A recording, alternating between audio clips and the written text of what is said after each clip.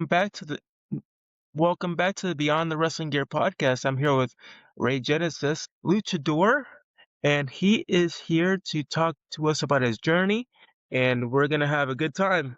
Welcome, Ray. Hey, thank you so much for having So me. I wanted to I was thinking about a couple questions to start out the podcast, and one of them is I've always been very intrigued when it comes to the mask. Do you decide to wear it, or is it by fate that it's chosen to you that you wear it? It was mostly fate. I've always wanted to wear a mask. Going into the industry, it's always been my choice.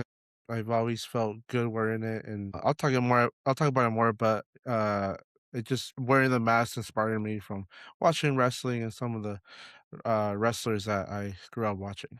I would assume that one of your favorites is Rey Mysterio. Yeah, he's my favorite. So, oh man, that dude. I never got to meet him, but if I ever did, it would be an awe You moment for say me. never, but there's always a chance. There's always a chance. There's always a chance. Never say never, right? Never say never. Yeah, I mean he's still out there. He's like what 50 something now, and he's still going in the ring. It's He's still crazy. going. It's amazing. People don't what people don't realize is a lot of people tend to talk. I feel like sometimes they talk down about the Mexican wrestlers, but if you think about longevity, they have the most longevity out there. But yeah, you still see old-time wrestlers from Mexico still wrestling to this day. I just saw a clip the other day. They're still wrestling in the biggest stages in Mexico. They're still wrestling out there. What It's crazy. got you into wrestling? Decide to want to be a wrestler. Well, we'll go from the beginning. So I started watching wrestling when I was, typical little kid, right? 5, 6 years old. Watching at the time it was WWF. You know, I would say like after Attitude Era into that 2000s, right? I started watching. It was my dad, and then over time, I kept watching. It was my dad, and he would put on SmackDown on UPN every was it Thursday or Friday, whatever it was, and then on the weekends he would put on Triple A or Yeah. CMLL on Saturday, and that was like, "Oh, what's this?" And it was a whole different type of wrestling, and that intrigued me more, and I remember telling my dad, "Oh," as a 5, 6-year-old, "I wanna do that." And he said, "Alright, for" yeah, not thinking I would in the future, but, typical parents would be like, "Oh, okay, whatever." I just never let it go. Even growing up, I never let it go. After a while, I stopped watching wrestling because, as a teenager, you're busy doing other things and you grow out of it, but I just never did, and into college, I kept watching wrestling, and up until now, after I graduated from college, I was like, "You know what? I think Imma step into this world of wrestling." Do you find yourself having a difficult time separating the mask between, you know, being in the ring, being around the wrestling, and then when you're out of the ring, do you ever like want to wear the mask out in public, like what Penta does? When he wears it like everywhere, or are you more like, oh, I'll just not wear it, and only people that know me see me? Yeah, so I tend to separate my personal life with the wrestling life. When I put on the mask, of course, that's me, Rey Genesis, right? But when I wear it out in public, my personal life, I have a couple times, like going to the gym, right? They say, "Well, who's this wrestler?" I just never. I stopped doing that. It never intrigued me because I've always wanted to be two separate entities, right? Right. So when I take off the mask, I'm just normal. I'm a normal dude. I'm, just my normal self. And then once I have to wear the mask, then I turn it up, right? I'm Ray Genesis. I'm that persona. But I tend to separate uh both lifestyles because I I just want to have a normal life without the Right. mask. That's why I wear the mask because I don't want I don't want to deal with unmasked wrestlers what they deal with every day and be bombarded. And there are times where some people do find out who I am, and I'd be like, yeah, that's me, but I don't want to talk about it because I'm just me right Yeah, now. you're just you're just you. You're your own human, your own person. You have one person that's just the wrestler you, and then one person that's just the normal everyday you. So it's always good to have that balance between wrestling and real life, personal life. What do you think about? I know Triple Mania they're gonna have the OG Grande Americano and then the Imposter Grande Americano wrestle a mask versus mask match. What do you think about that? I thought so. I've always loved the storyline that's going on between the Grande Americano, and just I've always loved it. First, it was comedic, but then just having them, do what they did 10 years ago with the St. Carlos personas, it's awesome. It's awesome. It's fresh, it's new. It's still funny, but I think it's cool. I love the Grande Americano gimmick. Who are your most seeked out opponents like you'd like to face in the ring one day? Well, of course, Rey Mysterio. That'd be a dream match for me. Excuse me. Pretty much anyone who's in the WWE or AEW right now. I've wrestled. I feel like I already wrestled people that were in the WWE and AEW and AAA, and I got experience that in my career. And I think short in the beginning of my career, I started wrestling people from the so excuse Oh, me you're okay. from You're the WWE okay. I dealt with the cough and myself, New so you're Japan good. wrestling. So whoever wants to wrestle me, at this point, I'm at the point of my career. I want to wrestle anyone, wherever they are, and if it's from someone from WWE, AEW, New Japan, I'll do it. Hey, that's what that's what honestly really what really counts is you love what you do and you're passionate about it and you just got to keep pushing forward, right? Yeah, yeah. I've wrestled people like Brian Kendrick. I wrestled people from Daga, Mecha Wolf from AAA. I wrestled what's his name? He was a New Japan Pro Wrestling Young She's Lion. He's killing it right now in Japan. I forgot his name. Anyways, him. I wrestled Super Crazy. I wrestled super crazy. I bet just that was really people. cool. That was such an awesome experience wrestling Super Crazy. He's such a cool dude, nice dude. He does turn it up in the ring, and I just had fun. I had fun wrestling Super Crazy. And I did see the other day that you ran a 5K and then you did a match that same day, right? Was it a 5K, a 6K? I was looking around. It was 6K, but it wasn't the same day. It was the weekend after. Wow. I used to run a lot competitively in my high school and college days, but after that, I just focused on wrestling and the gym. But now I got the itch, kind of like we have the itch to wrestle and watch wrestling. I got the itch to run again. I've been running here and there, so I could compete more, do more races, and then also it helps me in the ring, cardio, get my cardio up. Yeah, Um, but definitely. I can yeah, imagine you probably have some really good cardio. They probably got to keep up with you, you know? the match after that race, yeah, it was cool. Like it was a 20-minute match, and I felt good. I felt good in the ring. It felt good. It felt nice. Was able to do what I could do. You always, when it comes to wrestling, you always got to find ways to train and to improvise your training, especially when it comes to, the lucha libre styles, a lot of high flying, a lot of cardio and things like that. But sometimes you got to incorporate some strength training too to kind of keep yourself from getting injured, right? Oh yeah, most definitely. I try to go to the gym at least 5 times a week. Like going in the mornings, early in the morning, just gets my day going, and I feel good after. And I try to work out every day at up to an hour, depending on what I'm doing. But it's always good to go and just keep your mind connected and keep your mind fresh, and it helps me relax. I like going to the gym just for I go in, put my headphones in, and just do my thing. It helps me relax and think, and helps me on what my target is for whatever match I have, whatever show I have. Help keep me going. Now, have you always been a face, or have you ever experimented you know, going heel in your early in your career now? I've been mostly face, but there's times where I have dabbled into being a heel, and I love being a heel. I do have plans, not plans, but like I do have plans, or like kind of like ways how to be a heel. It's just really fun. I like being a heel sometimes. I don't really get to dabble into that as much, but when I do, it's really fun. I've heard that being a heel is easier than being a face. Is that true? Oh, yeah, most definitely. So 100% true. So much easier. Any bad thing you do, the fans will quickly do, and that's always fun. Yeah, and I feel like, especially like with, for example, John Cena, when he was a heel for the most, or a face for most of the part of his career, and he went back to being a heel, it severely backfired on him. Like it didn't work out. Like, could you imagine Ray deciding, "Oh, I'm gonna be a heel now"? No, no, that ain't gonna work.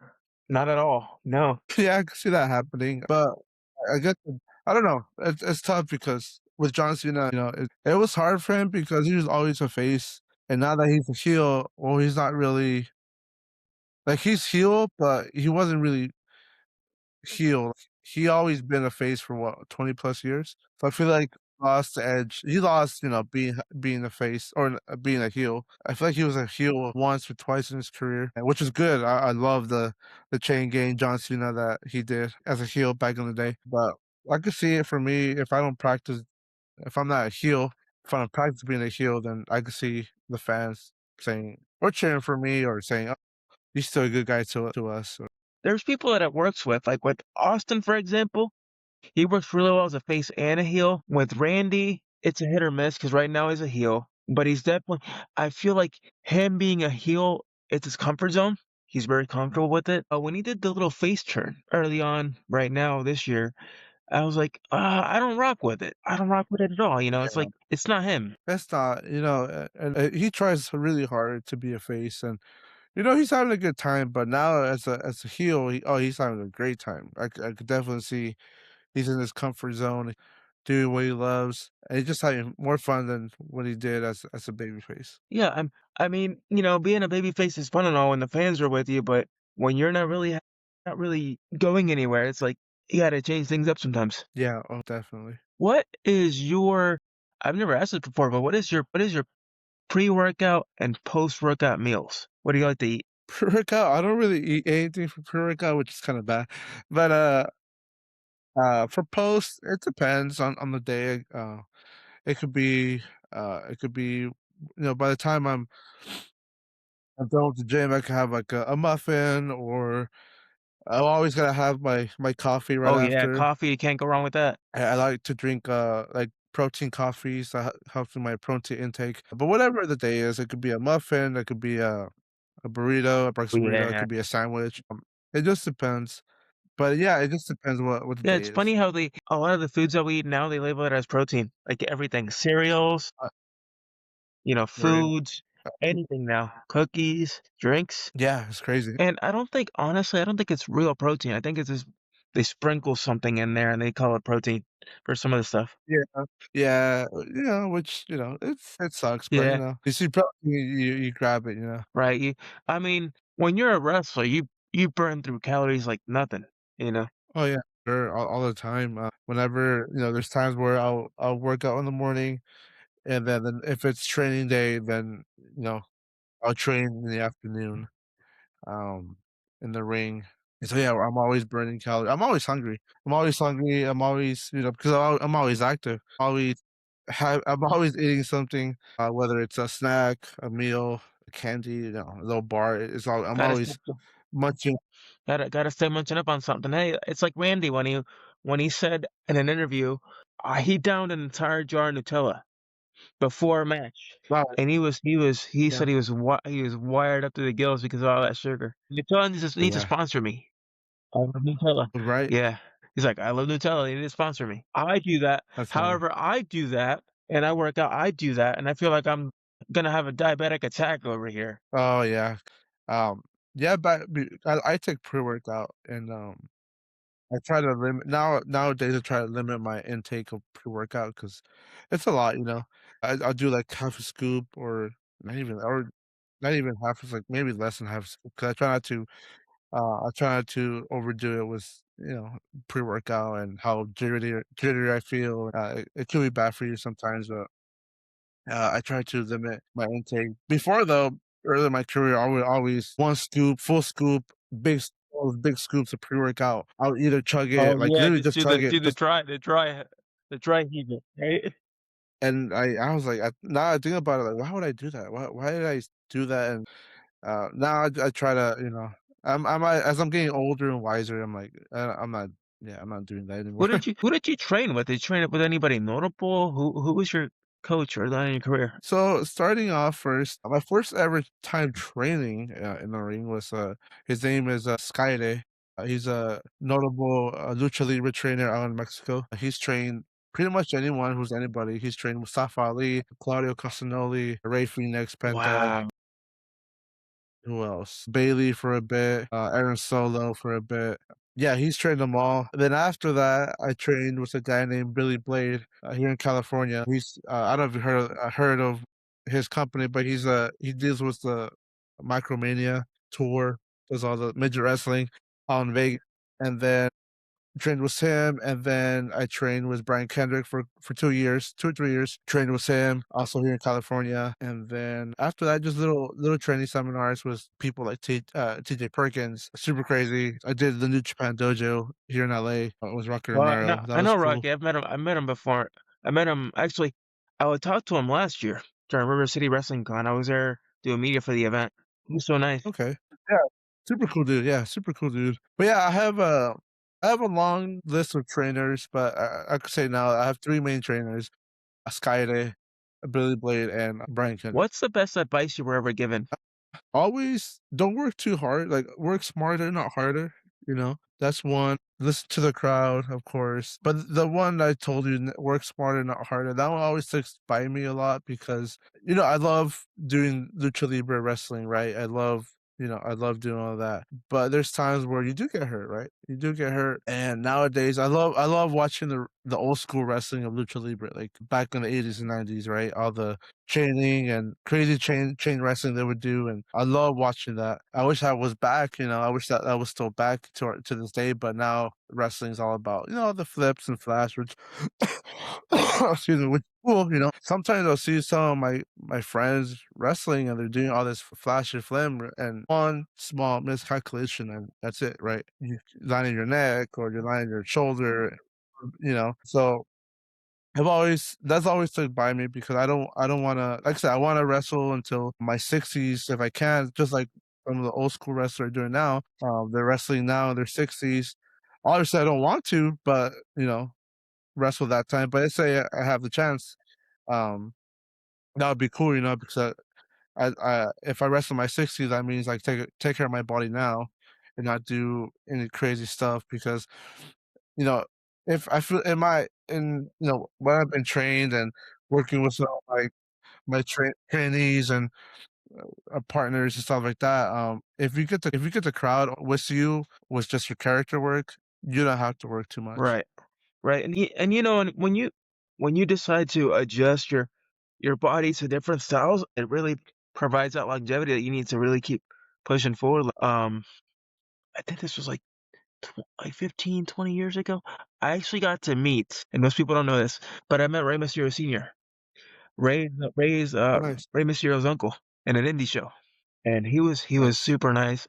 And I recognized him because I was like, "Wait a minute, Rey Mysterio Senior. He's probably related to Rey Mysterio." And I asked him, he's like, "Yeah, we're related." I'm like, "Oh, it's really cool," because and that's an honor, to be able to meet somebody like him. And then Yeah, fortunately, I was able to meet Penta and Phoenix as well a couple years ago, and they're like the nicest people you could ever meet. Like they saw me walking, and they blocked off the area just so that I could come up and meet them because there was so many people. Like, come, come, come, and I was sitting here like, he's like, yeah, come, come, and they wanted a picture, both of them together, and that was so surreal, that's awesome. and it shows you that it's funny because I find a lot of Mexican wrestlers to be very kind, like they're very understanding, hospitable.